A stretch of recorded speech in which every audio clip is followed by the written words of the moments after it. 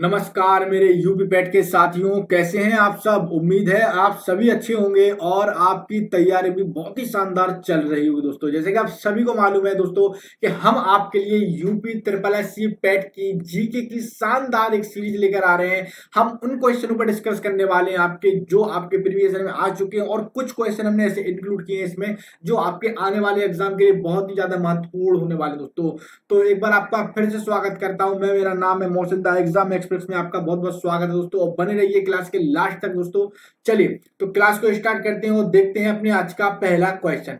Question क्या कहता है, निम्नलिखित में से किस रोग की पहचान करने के लिए एलिसा का परीक्षण किया जाता है दोस्तों। ऑप्शन नंबर 1 हो जाएगा चिकनगुनिया, बी हो जाएगा मधुमेह, सी हो जाएगा टाइफाइड और डी हो जाएगा एड्स दोस्तों। ठीक है ना। चलिए तो मैं यहाँ पर आपको बता देता हूं इसका जो राइट आंसर हो जाएगा ऑप्शन नंबर कौन सा हो जाएगा, D is the right answer. AIDS का परीक्षण करने के लिए एलिसा नामक परीक्षण किया जाता है। Option number D is the right answer. कोई क्वेश्चन कोई डाउट दोस्तों यहां तक किसी को। चलिए अगला क्वेश्चन क्या कहता है, अगला क्वेश्चन देख लेते हैं। 2011 की जनगणना के अनुसार भारत की नगरीय जनसंख्या भारत की कुल जनसंख्या का लगभग कितना प्रतिशत है। इंपॉर्टेंट क्वेश्चन है और क्वेश्चन आ सकता है। ए ऑप्शन हो जाएगा 21%, बी हो जाएगा 25%, सी हो जाएगा 28% और डी हो जाएगा 35%। तो मैं यहाँ पर आपको बता देता हूं इसका राइट आंसर हो जाएगा option number C is the right answer, 28%। 2011 की जनगणना के अनुसार भारत की नगरीय जनसंख्या भारत की कुल जनसंख्या का 28% है। Option number C is the right answer.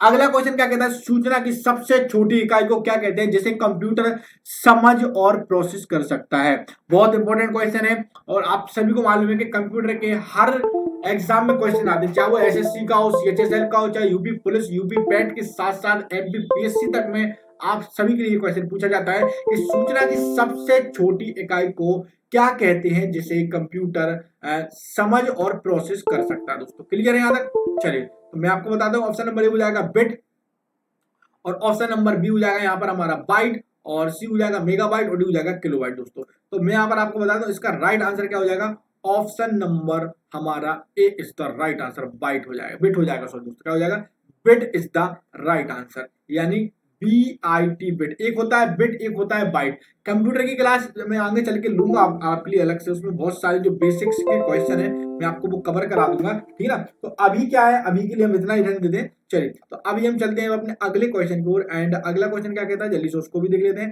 Question क्या कहता है, क्वेश्चन कहता है कि भारतीय संविधान में नागरिकों को कितने मौलिक अधिकार दिए गए हैं दोस्तों। ठीक ना। चलिए तो यहाँ पर आपसे क्या पूछा जा रहा है, यहाँ पर आपसे पूछा जा रहा है कि भारतीय संविधान में नागरिकों को कितने मूल अधिकार दिए गए हैं। ऑप्शन नंबर ए हो जाएगा यहाँ पर हमारा 4, ऑप्शन नंबर बी हो जाएगा 6, सी हो जाएगा 8 और डी हो जाएगा वहां पर 12। देखिए मैं आपको बता दूं यहाँ पर इसका जो राइट आंसर हो जाएगा, भारतीय संविधान में नागरिकों को कितने मूल अधिकार दिए गए, तो याद रखिए 6 मूल अधिकार दिए गए। Option number B is the right answer, 6 मूल अधिकार दिए गए। क्लियर है यहां तक। चलिए अगला क्वेश्चन क्या कहता है, भारत में दक्षिण पश्चिम मानसून से सबसे ज्यादा वर्षा होती है। यह मानसून सबसे पहले किस राज्य में प्रवेश करता है। Very very very important question है। सभी को पता है कि भारत में अगर सबसे पहले वर्षा होती है दक्षिण पश्चिम मानसून से तो कहां होती है। ए ऑप्शन हो जाएगा बिहार, बी हो जाएगा हमारा तमिलनाडु, सी हो जाएगा छत्तीसगढ़ और डी हो जाएगा केरल। तो यहाँ पर मैं आपको बताना चाहता हूँ इसका राइट आंसर क्या हो जाएगा, option number D is the right answer. Kerala में सबसे पहले बारिश होती है दोस्तों। कहां पर होती है, केरल में सबसे पहले बारिश होती है। Option number D is the right answer. चलिए अब चलते हैं अपने अगले क्वेश्चन की ओर। एंड अगला क्वेश्चन क्या कहता है, दूरदर्शन में रंगीन प्रसारण किस वर्ष आरंभ हुआ था दोस्तों। ये भी एक नॉर्मल सा क्वेश्चन है, सभी को आना चाहिए। तो ऑप्शन नंबर ए हो जाएगा 1975, बी हो जाएगा 1982, सी हो जाएगा 1985, डी हो जाएगा 1992। तो देखिए मैं आपको बता दूं कि दूरदर्शन में जो रंगीन प्रसारण हुआ था दोस्तों कब हुआ था, तो 1982 यानी 1982 हुआ था। क्लियर हो जाएगा यहाँ तक। एनी क्वेश्चन कोई डाउट्स दोस्तों यहाँ तक। चलिए अगला क्वेश्चन क्या कहता है, अगला क्वेश्चन कहता है विश्व वन्य जीव कोष द्वारा किस पशु को प्रतीक चिन्ह के रूप में लिया गया है। ऑप्शन नंबर कौन सा हो जाएगा, ए हो जाएगा हमारा बाघ, बी हो जाएगा भालू, सी हो जाएगा पांडा, डी हो जाएगा लेपर्ड दोस्तों। ठीक ना।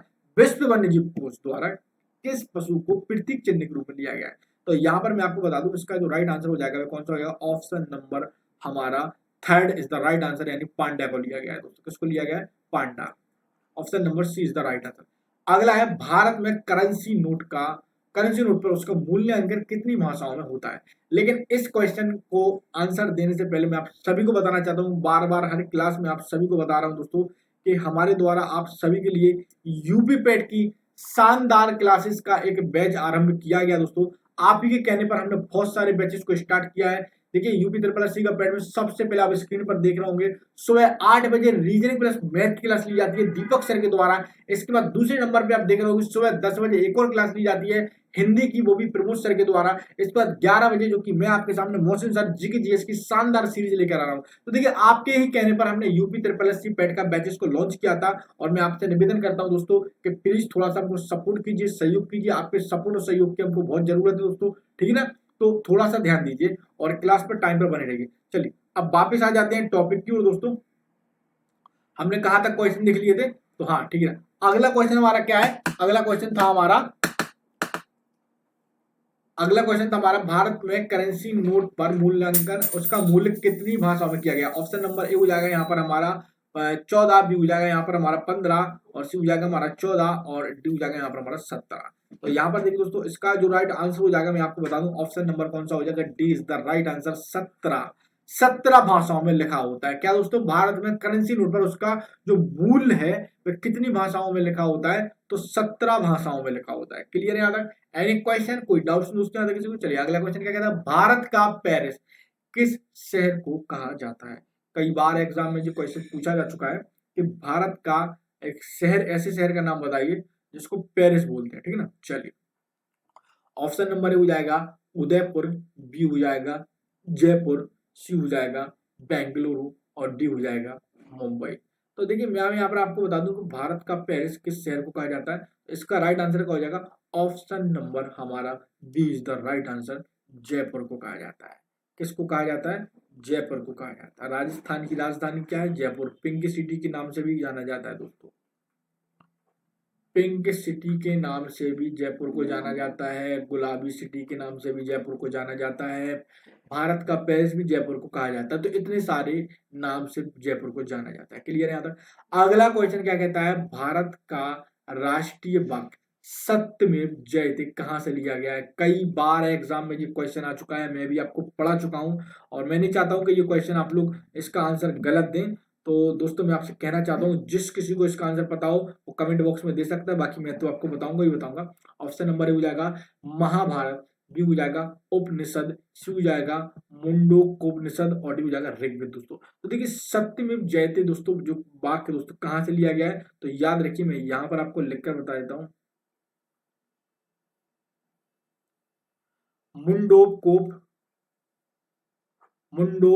मुंडकोपनिषद से दोस्तों। कहां से लिया गया है, मुंडकोपनिषद से लिया गया है। क्लियर है यहाँ तक? Any question, option number C is the right answer हो जाएगा दोस्तों। क्लियर है यहाँ तक? एनी क्वेश्चन, कोई डाउट्स दोस्तों यहाँ तक? चलिए अब भारत में सबसे अधिक कौन सी भाषा बोली जाती है। कई बार एग्जाम में क्वेश्चन आ चुका है, भारत में सबसे अधिक कौन सी भाषा बोली जाती है। ऑप्शन नंबर ए हो जाएगा यहाँ पर हमारा हिंदी, ऑप्शन नंबर बी हो जाएगा यहाँ पर हमारा अंग्रेजी, सी हो जाएगा उर्दू, और डी हो जाएगा हमारा यहाँ पर तमिल दोस्तों। आप सभी को बताएं, भारत में अगर कोई बोली सबसे ज्यादा बोली जाती है तो वह हमारी मातृभाषा हिंदी ही है दोस्तों। ऑप्शन नंबर हमारा A is the right answer हो जाएगा। क्लियर है यहाँ तक? एनी क्वेश्चन, कोई डाउट्स दोस्तों यहाँ तक किसी को? चलिए अगला क्वेश्चन क्या कहता है उसको भी देख लेते हैं। अगला क्वेश्चन कहता है कि दुनिया की सबसे प्राचीन भाषा कौन सी है। कई बार एग्जाम में पूछा जा चुका क्वेश्चन है। ऑप्शन नंबर ए हो जाएगा हिंदी, बी हो जाएगा ब्रह्मयमी, सी हो जाएगा दोस्तों यहाँ पर हमारा खरोष्टी, और डी हो जाएगा संस्कृत। तो याद रखिए, अगर दुनिया में कोई सबसे प्राचीन भाषा है तो कौन सी भाषा है, तो याद रखिए संस्कृत दुनिया की सबसे प्राचीन भाषा में मानी जाती है। Option number D is the right answer हो जाएगा। अगला क्वेश्चन क्या कहता है, भारत में किसे आधुनिक युग का तुलसी कहा जाता है दोस्तों। इसका क्वेश्चन का आंसर देने से पहले आप सभी से रिक्वेस्ट करना चाहता हूं कि जो भी स्टूडेंट पहली बार हमारे चैनल पर आए, प्लीज उनसे रिक्वेस्ट करता हूं चैनल को सब्सक्राइब कर दीजिए, बेल आइकन को ऑन कर दीजिए, ताकि क्लास का नोटिफिकेशन सबसे पहले आपके पास पहुंचे दोस्तों। आप ही के कहने पर, आप ही के सपोर्ट से हम ये क्लासेस को चला रहे हैं, तो थोड़ा सा सहयोग कीजिए दोस्तों। चैनल को जितना हो सके सब्सक्राइब कीजिए, बेल आइकन को ऑन कीजिए, ठीक है ना। चलिए, तो मैं क्या बता रहा था कि निम्नलिखित में से किसे आधुनिक युग का तुलसी कहते हैं? तो ऑप्शन नंबर क्या हो जाएगा? ए हो जाएगा यहाँ पर हमारा Ramdhari Singh Dinkar. Option number B हो जाएगा यहाँ पर हमारा मैथिली शरण गुप्त। सी हो जाएगा गोपाल सिंह नेपाली। और डी हो जाएगा यहाँ पर हमारा कबीर दास। तो देखो दोस्तों, मैं आपको बता दूं निम्नलिखित में से किस आधुनिक युग का तुलसी कहते हैं दोस्तों। तो याद रखिए, इसका राइट आंसर हो जाएगा Maithili Maithili Sharan Gupt. Option number B is the right answer हो जाएगा। क्लियर है यहाँ तक? Any question? किसी को कोई दिक्कत तो नहीं इतने क्वेश्चन में यहाँ तक? चलिए, अगला क्वेश्चन क्या कहता है? निम्नलिखित में से किसे संस्कृत व्याकरण का जनक माना जाता है? ठीक है ना, किसे संस्कृत व्याकरण का जनक माना जाता है? ऑप्शन नंबर ए हो जाएगा यहाँ पर हमारा वाल्मीकि को। बी हो जाएगा तुलसीदास को। सी हो जाएगा मनु को। डी हो जाएगा पाणिनि को दोस्तों। ठीक है ना, चलिए, तो मैं यहाँ पर आपको इसका राइट आंसर दे देता हूँ। ये देखिए, संस्कृत व्याकरण का जनक किसे माना जाता है? तो पाणिनि को माना जाता है दोस्तों। किसे माना जाता है? पाणिनि को माना जाता है। Option number D is the right answer हो जाएगा। क्लियर है? कोई क्वेश्चन, कोई डाउट दोस्तों यहाँ तक किसी को? चलिए, अगला क्वेश्चन क्या कहता है? किसे हिंदी भाषा के लिए प्रथम ज्ञानपीठ पुरस्कार प्रदान किया गया था दोस्तों? ठीक ना, हिंदी भाषा के लिए किसे प्रथम प्रथम की बात जब भी हो जाती है, क्वेश्चन इंपोर्टेंट हो जाता है। तो मैं आपको बता देता हूँ कि देखिए, प्रथम की बात जब भी हो जाती है, मैं बार बार कह रहा हूँ, इंपोर्टेंट हो जाता है। तो देखिए, हिंदी भाषा के लिए किसे प्रथम ज्ञानपीठ पुरस्कार प्रदान किया गया है? तो ये ऑप्शन नंबर ए हो जाएगा महादेवी वर्मा। बी हो जाएगा मुंशी प्रेमचंद्र। सी हो जाएगा नागार्जुन। डी हो जाएगा सुमित्रा नंदन पंत। तो देखिए, मैं आपको बता दूं, हिंदी भाषा के लिए जो सर्वप्रथम ज्ञानपीठ पुरस्कार दिया गया था, वो किसे दिया गया था? तो याद रखिए,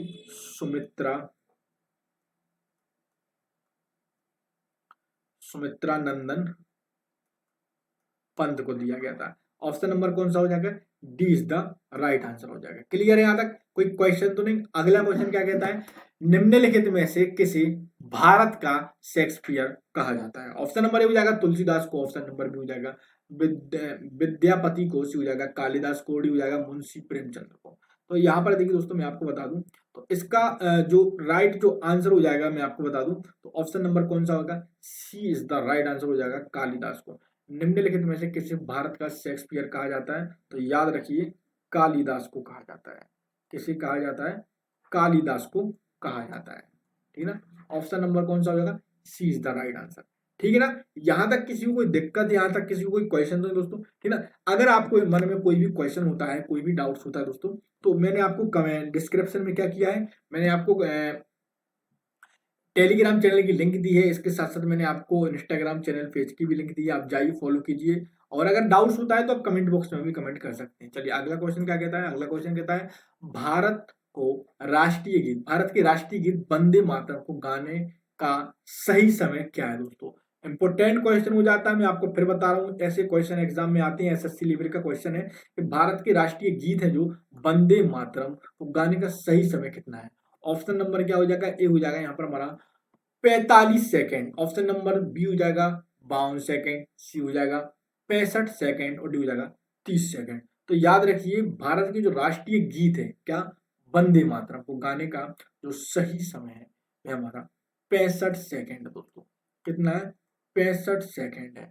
ऑप्शन नंबर कौन सा सही हो जाएगा? ऑप्शन नंबर हमारा हो जाएगा C is the right answer. Clear है यहाँ तक? एनी क्वेश्चन, कोई डाउट्स दोस्तों यहाँ तक किसी को? चलिए, अगला क्वेश्चन क्या है? भारत के राष्ट्रीय गान, देखिए राष्ट्रीय गीत था हमारा वंदे मातरम। याद रखिए, कई बार एग्जाम में डायरेक्ट क्वेश्चन पूछा जा रहा है कि राष्ट्रीय गीत कौन सा है, तो वंदे मातरम। और राष्ट्रीय गान कौन सा है? जन गण मन को भारत के संविधान सभा ने कब अपनाया गया था? बहुत इंपॉर्टेंट क्वेश्चन मैं आपको बता रहा हूँ, याद रखिए। क्वेश्चन क्या कहता है? भारत के, मैं लिख देता हूँ यहाँ पर, इंपॉर्टेंट क्वेश्चन है, ऐसे क्वेश्चन एसएससी सीएजीएल सीएचएसएल के क्वेश्चन है ये, और यूपी पुलिस यूपी पैट के लिए बहुत महत्वपूर्ण है। तो भारत के राष्ट्रीय गान जन गण मन को भारत के संविधान सभा ने कब अपनाया गया था? ऑप्शन नंबर हो जाएगा 22 जून 1947। ऑप्शन नंबर बी हो जाएगा 24 जनवरी 1950। सी हो जाएगा 26 जनवरी 1950। और डी हो जाएगा 15 अगस्त 1947। तो याद रखिए, भारत के राष्ट्रीय गान यानी जन गण मन अधिनायक दोस्तों कब अपनाया गया था? तो याद रखिए 24 जनवरी 1950 में अपनाया गया था दोस्तों। कब अपनाया गया था? 24 जनवरी 1950 में राष्ट्रीय गान जन गण मन को अपनाया गया था। Option number B is the right answer दोस्तों। क्लियर है यहाँ तक? एनी क्वेश्चन, कोई डाउट्स दोस्तों यहाँ तक किसी को? मैं आपसे फिर से रिक्वेस्ट करता हूँ, प्लीज दोस्तों अगर चैनल पर नए हैं तो प्लीज हमारे चैनल को सब्सक्राइब कर दीजिए, बेल आइकन को ऑन कर दीजिए ताकि क्लास का नोटिफिकेशन सबसे पहले आपके पास पहुंचे दोस्तों। तो आज के लिए क्लास में हम इतना ही रहने देते हैं और उम्मीद है ये क्लास, ये कंटेंट आप सभी को अच्छा लगा होगा दोस्तों। कल हम एक और नए कंटेंट के साथ, एक और नई क्लास के साथ आप सभी से मिलेंगे दोस्तों। जब तक कि दोस्तों जय हिंद, जय भारत, वंदे मातरम।